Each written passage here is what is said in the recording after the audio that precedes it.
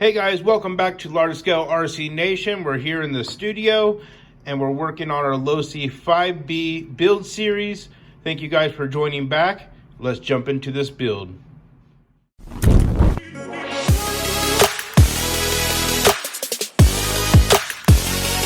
So as you can see our progress so far, we're getting close on our rear end. So let's go ahead and jump into our manuals. We're going to be on page 42 and it's going to be D9. We're going to be installing our rear shock tower onto our transmission case. Let's go ahead and jump into this build. There it is. All right, let's go ahead and start with D9 in our manual. To get started, we're going to need 5 of our M5 Nylock nuts that come in your plastic bag. You will also need your M5 by 35 millimeter silver bolt, along with 2 of your M5 by 35 millimeter button heads and 2 of your M5 by 20 millimeter button heads, along with our rear chassis brace. So let's go ahead and start with this part of the build. We will start by taking our M5 Nylock nuts and placing these inside of the rear chassis brace, and you will have the nylon part facing upward, and just make sure that those are pressed all the way in.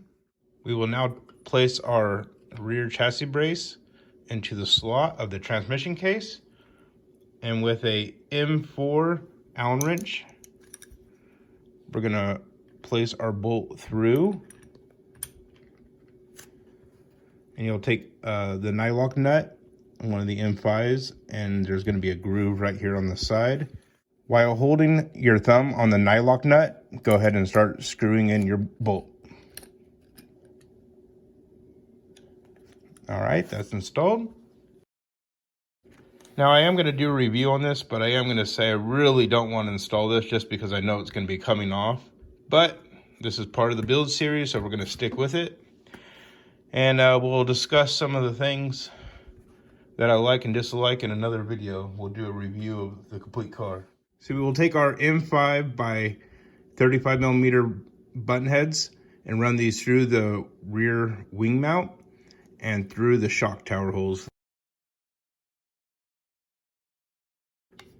And this is a 3 millimeter. Now we're going to be installing it into our transmission case right here, and we will screw these in. Now don't over tighten them, because then you're just going to cross thread the plastic. So just get it where it's touching and then hand tighten the rest. All right, that one's tight. And that one's tight as well. So we will now take 2 more of our M5 Nylock nuts and secure it right here on the front.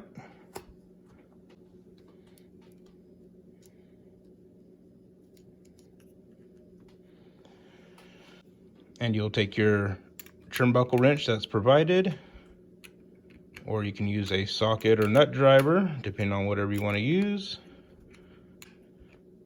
And we'll get these nice and snug. You don't need to over tighten them. Good and good. You don't really need to back it up because it's so tight into our transmission case, it's not going to really move. All right, so we have this secured and it is now bolted onto our transmission. And now we will do our lower ones, which will be our M5 by 20 millimeters. And you will need a 3 millimeter as well.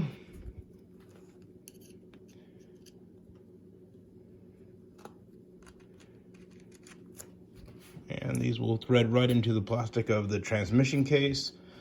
So go ahead and thread these in by hand. All right. Now our second one.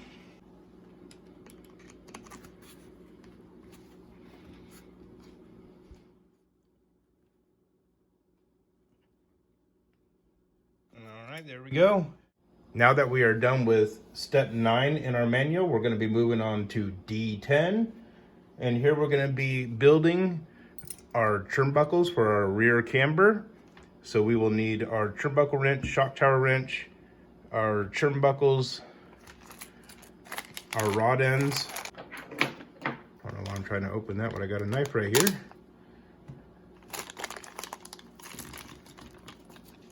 And we'll need the rest of that content in the bag and our camber balls.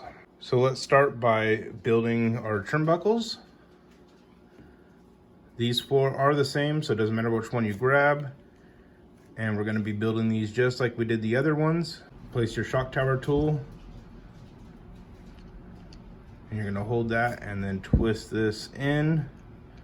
And also check the threading. So the threading is going uphill towards me. So that means we're gonna churn it towards me. All right, so I just got this one started. So you're gonna use your larger end and it's gonna fall down right here in the bottom. Nice and snug. Take your palm, push against it, and then twist till it catches. Once it does, then you can just start twisting it in. Once you get it started, another cool idea you can do is you can use your vise and you can lock this onto your turnbuckle. So once you have it nice and tight in the vise, now you can just go ahead and turn it with the one hand. You don't got to apply pressure or anything elsewhere. So there's a little tip you can use. When you start the second side, just push really hard and twist. And once it gets in there, then you're good. So as you're tightening these in, if you look at the manual, like I said, it should be pretty close as far as how many threads are hanging out. So when you feel like you're getting pretty close, maybe like 5 threads, you want to match it up on both sides, and then we'll take our caliper and then we will dial it in. And just so you know, if you're holding it like this to thread it in, basically this side's going to be coming towards you and this side will also be coming in towards you. As we talked about before, when you turn it one way, it's going to expand or contract. So our dimensions on our ID, which is our inner dimension, which will be right here on the edges, is going to be 56 millimeters. And our OD, which is our outer diameter, this will be 139 millimeters. So let's get our calipers. Make sure we're on millimeters. And we'll go ahead and zero that out. All right, and now we're going to use the back side of the calipers and look for 56 even. Pretty close with 5 threads, pretty close. So now I'm gonna give a quarter turn each direction, and since we're pretty much there. And once it's on the car, you can also dial it in. I'm pretty sure it's not going to stay this way. Once you have it on the car, you're going to use your camber tool and check your angle on your wheels and adjust it from there. So this is just to get it close enough so we don't have to get exactly perfect, but let's do it anyways. And we're right there. So we're gonna call this one good. And let's check for 139.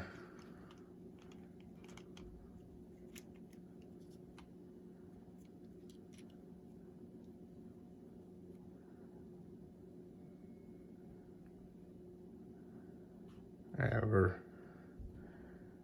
literally like right there by a cut hair. So this is about 4 threads on each side. And let's go ahead and get this one dialed in as well.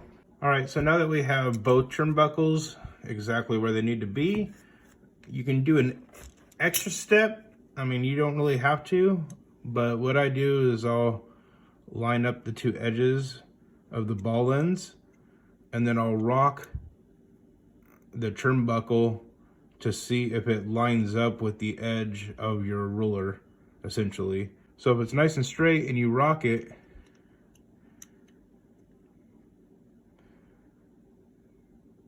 you'll see that your ruler will line up perfectly with your turnbuckle. Now say this side is this direction and off, I'm not going to change it, but basically your ruler will look like this instead of being nice and even against the turnbuckle. But anyways, just, you can eyeball it. Basically you just want to make sure that these are nice and straight. You don't want them twisted. That way it's got a little bit of roll in it and it can move around. But anyways, that's an extra little thing you can do. So just to show you in the book that this is a 1-to-1 and it does fit perfectly on your book. If you don't have a caliper, so don't worry about it. Just line it up with those lines and you'll be good to go. So as we talked about before, when building our previous turnbuckles,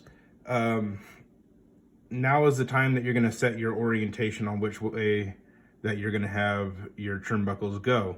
So like as I talked before, it's going to be Ving like this. It's going to go, the threads are going to go inward towards the rear of the car, pointing towards the rear, and it's going to be out towards the front of the car. So that's already in the front. We're going to do the same in the rear. So I'm going to have this in this orientation. So we will make this side our right A-arm side. So what I'm going to do is take one of my Camber pivot balls, and I'm going to make sure that it goes in this direction. That way I have it correctly in the orientation that I want.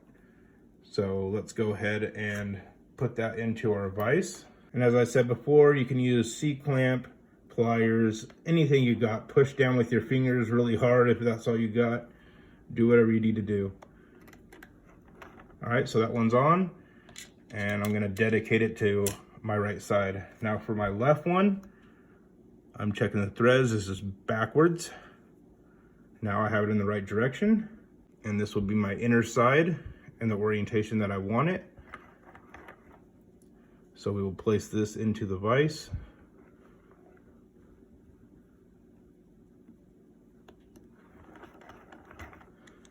And this will be dedicated to my left-hand side. So now we will do our other camber ball, and this will just go on the other side. And those are versatile, so it doesn't really matter. And you'll want to back that with a socket, or just kind of wiggle it on there as I just did.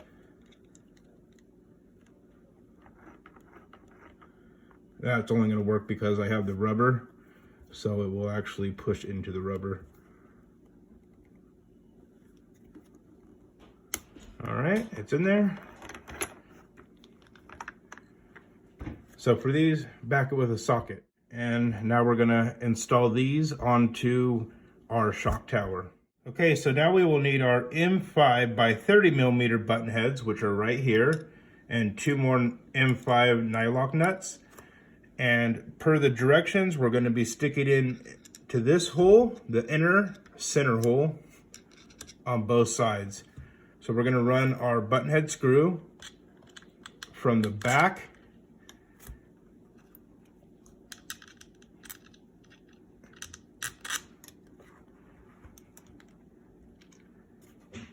and now we're going to be threading them on to our pivot balls.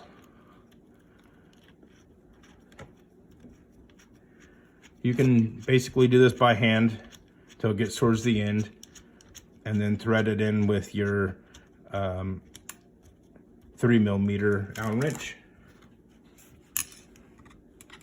Optional if you want to run Loctite. I think it might be overkill on this, as it's going to be backed with a Nylock nut. And if you need to do any changes during a race or anything like that, it's just going to be that much harder to get it off. So totally up to you. If you feel like you want to throw some Loctite on there, lock it down. Whatever makes you happy. And that will self-lock by itself. And we'll do the same for the other side. Get it started by hand.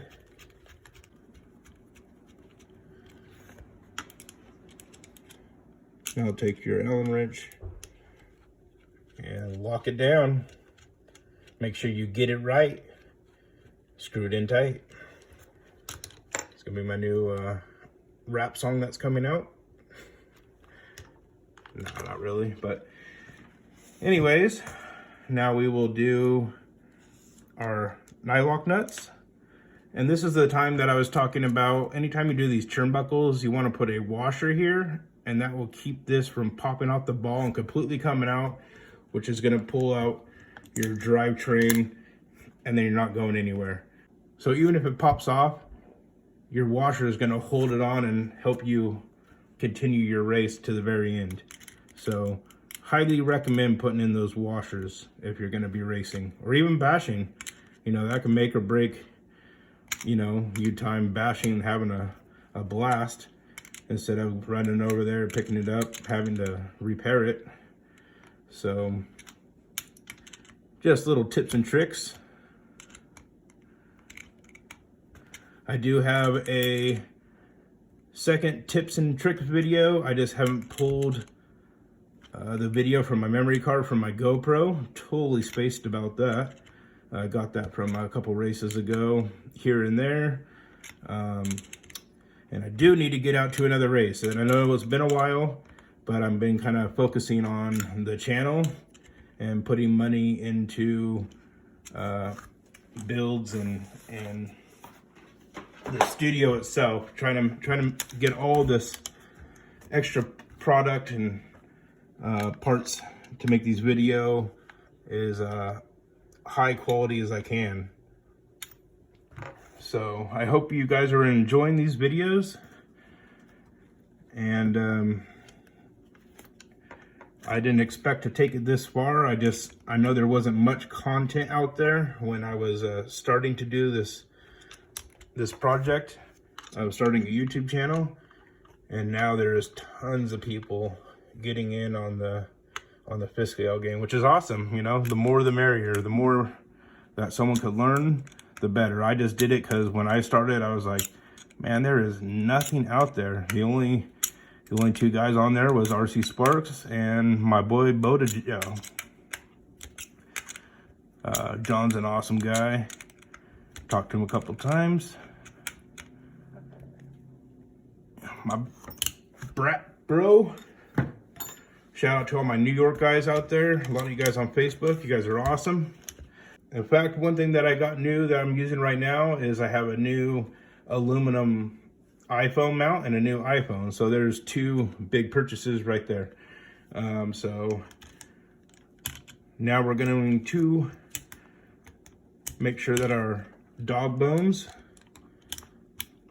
are inside, because now our turnbuckles are going to lock them in place. So once you have those set, we'll move on to our next step. So we will need our next two M5 by 35 millimeter button heads. So this will be going into our outside hole.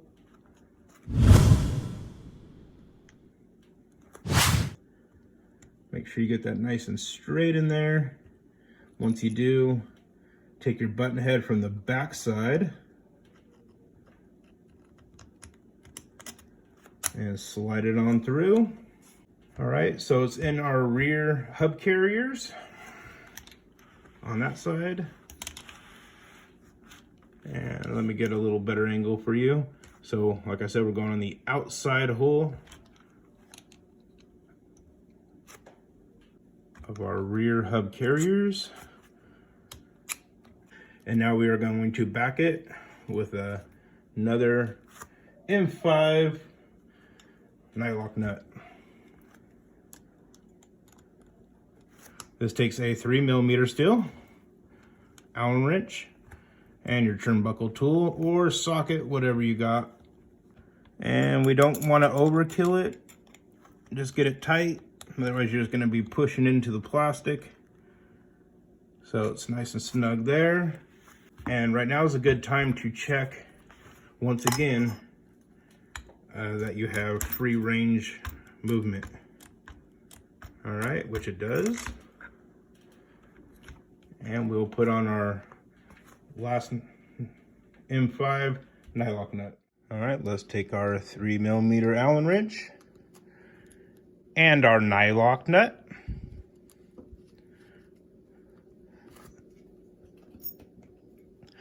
This will be edited out, but I literally am having a tongue twister saying Nylock nut. I should just say a lock nut. But this will be edited out, so I actually don't sound a little bit retarded. All right. There we go. And you can check and make sure that you got free range of movement here as well. You want to make sure that's not binding. If it is, you can squeeze it with some pliers to loosen it up. but also be careful you don't over squeeze it, as it will make it pop off the balls. So you may have dirt in there when racing, stuff like that. You want to make sure everything is loose, free, clean and clear of dirt. That's why everyone tears everything apart in a race. That is why they want everything moving freely. The freer it is, the less work on the car itself, the faster it will be, and the better you'll be looking out there. So now that we are done with step 11, which is basically just installing our hardware from our turnbuckle onto our rear hub carrier. And now it is time to put this bad boy on the buggy. So before putting this on the car, there is one last thing I want to address. You're gonna be like, what is up with these long bolts right here? You have 4 of them, and these are to add extra space for your rear wing. And where you would add those would be between your rear shock tower and the mount. So that will go right in between the two right here, and this will extend this further back. So you can place these and the hardware in your spare parts box with all the other stuff you will never use. So now for step D12 in our manual, if you're following along, you are going to have 2 M5 by 16 millimeter tapered screws. These will go onto your rear chassis brace. And then you're also going to have these 4 M6 by 16 millimeters, and these are going to be installing your transmission case to the chassis. These look like it's going to be a 4 millimeter, and these are probably a 3 millimeter. So you will start by, just like we did the front, taking your rear center drive shaft, placing that into your differential, and you have that rectangle that you're going to line up and your rear camber block. And once you have that set in there, you're going to hold everything, or if you actually have the correct stand, which I do have, I just not bringing it inside. So use your stand and then bolt it from underneath, or if you don't have a stand, we'll just tilt it on the side, hold everything together, and get those bolts started. So as you can see, that little tab's gonna fit right in there, and this little rectangle piece will fit right into the chassis like a glove. We'll start with our 4 millimeter Allen wrench, and we'll get these started into pause, new camera angle. I know you didn't want my hand in the way, even though, as my boy Michael Lecrae said, I'm a hand model. I feel I'm just a model, period. I think I'm pretty sexy. Just kidding. But anyways, just get these started. Don't get everything super tight yet, just because you want to get everything started into the rear chassis brace as well. And that way you have a little wiggle room to move things around if you need to get the holes to line up, which they should line right up.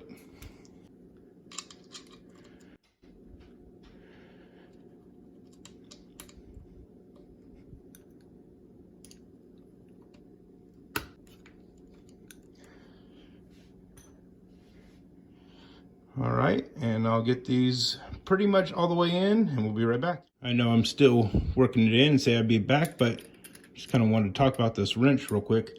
I don't even know who makes this. It says performance on it, but it has a nice little swivel, so if you're holding it in your palm, you can swivel it. Also, you can put your MIP tools, which are awesome. Slide that right in there and becomes a T-handle. And it also has an interchangeable bit, so I really do like this tool. I just wish MIP made a 4 millimeter and a 5 millimeter. I know there's a couple floating out there. So Matt Olson, if you're watching this, tell MIP All those fish scale guys want a 4 and 5 millimeter, please. But if you find this one, it works great. When I paid and was waiting for my 5T to come in, I picked this up at a local Hobbytown USA over in Corona, and I've never had an issue with this. It does not strip any of the bolts. It fits perfectly in there, and it's not like the DDM ones that twist and jack up on you. So this is a really good wrench. I'm really shocked and surprised. All right, back to the brake. All right, so we got it pretty much on there, so it's not gonna fall off or anything. We can start our bottom two, which are gonna go into those Nylock bolts that are into that rear chassis brace. And those go in very nice. Good job. And I was correct, it is a 3 millimeter, so good there.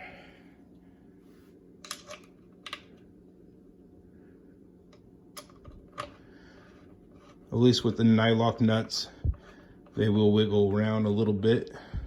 That way you got to make it fit in there really nice. And we'll get those nice and tight.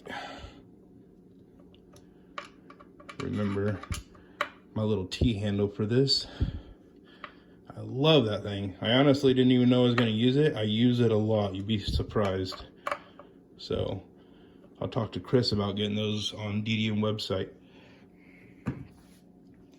All right, and we'll go ahead and tighten up our last two bolts, and we are almost done. So my ADD kicked in. I was just thinking about these little vents right here. I'm like, how cool would that be to have a little fan?